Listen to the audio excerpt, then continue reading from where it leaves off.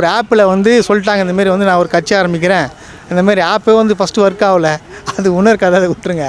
திடீர்னு பார்க்குறேன் 50 லட்சம் பேர் சென்ட்ன்றாங்க. எனக்கு புரியல, தமிழ்நாட்டில் வந்து எத்தனை பேர் இருக்கிறாங்க. இன்றைக்கி பார்க்குற இன்னொருத்தர் வந்து ஒரு 10 கோடி தாண்டிச்சுன்றாங்க.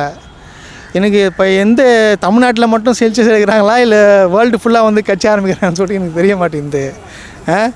50 லட்சம்னு சொல்கிறீங்க, அது எப்படி வந்து கணக்கு எடுத்தீங்க என்னன்னு சொல்லிட்டு யாரும் ரிலீஸ் பண்ணல.